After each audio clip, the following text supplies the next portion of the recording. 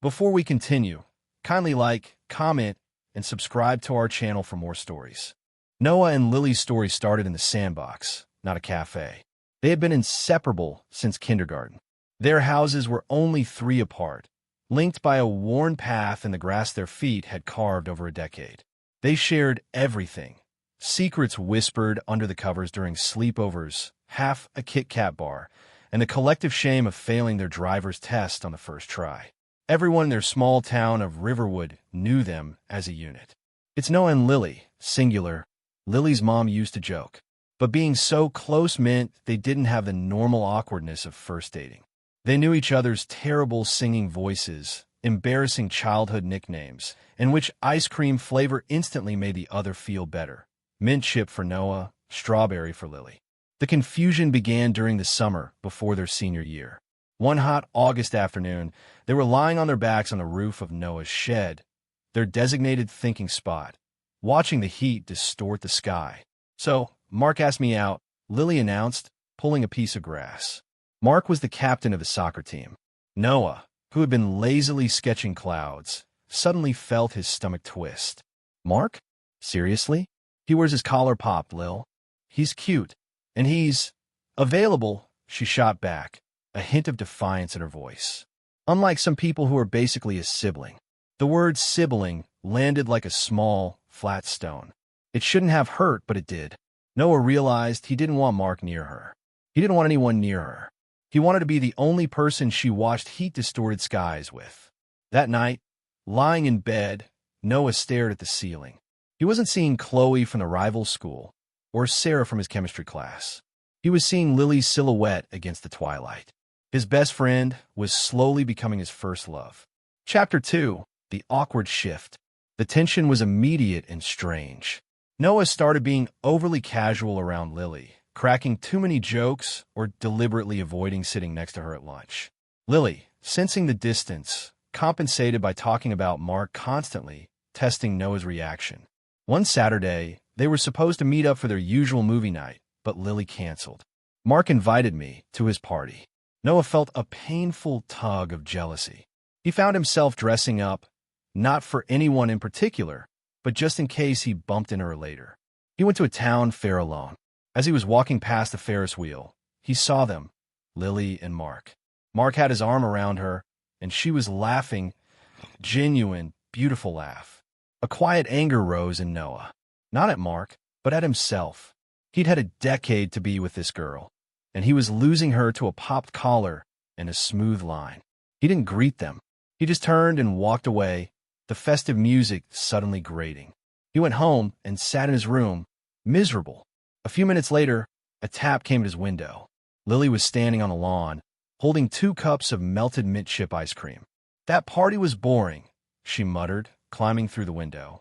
Plus, Mark kept talking about his abs. They sat on his floor. The easy flow of their friendship returned instantly, but the underlying feeling was still there.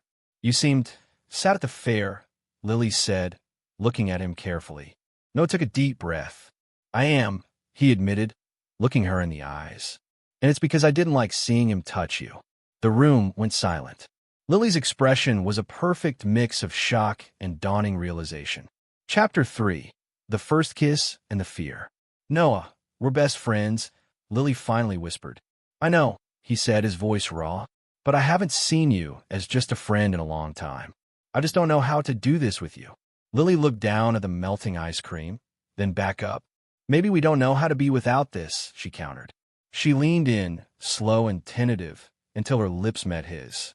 It wasn't fireworks or drama. It was familiar and completely new at the same time, soft, warm, and comforting. It felt like coming home. They pulled back, both slightly breathless, huge grins breaking out on their faces. "So does this make US official?" Lily asked. "I think so," Noah said, a feeling of pure joy washing over him. But the real challenge wasn't starting the relationship. It was navigating the change. Their first official date, pizza at the usual place, felt weird. They were holding hands, but the conversation was stilted. They were too nervous to be their normal, goofy selves. One evening, Lily was tearful. "I don't know if I like this, Noah," she confessed. We used to talk about everything, but now I'm afraid to say the wrong thing. What if we break up? We can't lose us. Noah realized the problem. They were treating the relationship like it was fragile and new, when it was actually built on a decade of trust. Chapter 4. The Love That Grew. Noah took her hand. "We're not Mark and Lily. We're not two people who just met," he said. "The only reason it feels weird is because we're trying to be some TV couple instead of being Noah and Lily who are in love." He pulled her into a hug, the easy, comfortable hug they'd shared 1,000 times. "Let's just keep being us," he whispered into her hair. "The only difference is now I can hold your hand without worrying about the sibling zone." Lily laughed, a relieved, genuine laugh. They decided to stop trying so hard. They went back to their routine, sitting on the shed roof, debating obscure Marvel theories, and making fun of bad reality TV. The only difference was the hand-holding, the occasional unexpected kiss, and the quiet, certain knowledge that the person they trusted most in the world was also the person they loved most. The following spring, they went to prom. As they danced to a slow song, holding each other close, Lily rested her head on his chest. "I like this version better," she murmured. Noah kissed her forehead. "Me too." They knew, sitting on that shed roof later that night, that they might still be young and that their relationship might change again. But their first love wasn't a whirlwind romance or a dramatic breakup. It was the slow, steady transformation of the deepest friendship they had ever known, proving that sometimes the best beginnings are the ones that have been growing all along. Did you enjoy the video? Kindly like, comment, and subscribe to our channel for more videos like this.